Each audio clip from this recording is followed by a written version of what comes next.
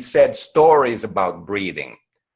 And this is we have these ready-made stories that we are telling about breathing in different kind of traditions, on different kind of perspectives. We have the scientific story of breathing, we have the Buddhist story of breathing, and so on. And the thing is that we very often tell these kind of ready-made stories that somebody else has told us, and then we start to tell those stories to ourselves and to our friends and other people, and then we interpret our experiences through those stories.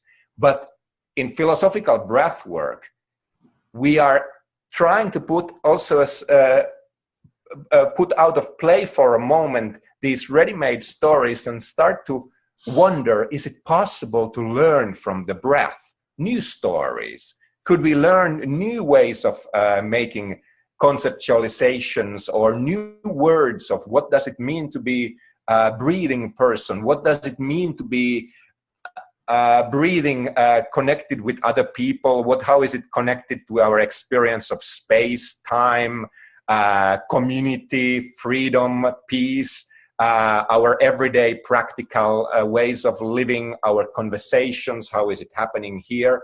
And there I can bring to the conversation also one of the great thinkers of breathing, Gaston Bachelard, who has this book about air and dreams. Because for Gaston Bachelard, he divides poets as the creators of new stories, as creators of new words, the creators of new images, as Joe was pointing towards the images. Like he divides poets to 4 different kind of basic poets, and he goes them with the question of elemental elemental, like the element of air, the element of water, the element of fire, and the element of earth. And there are these poets that are either aerial poets, if they are the poets of the air. Then there is the poets of fire, the poets of earth, and the poets of water.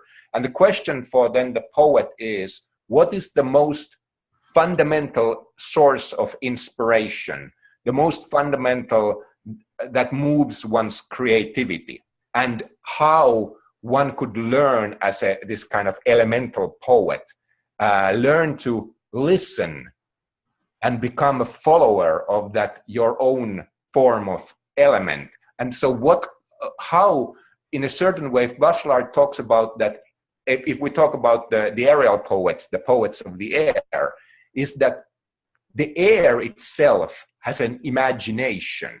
The air itself dreams, and it dreams within us, it imagines within us. And then the poet's idea, or the poet's task, is to learn to listen that imagination of the air, the imagination of the elemental forces, and to put that in words, to learn to find new words, to find new stories, to find new ways of dreaming with that air.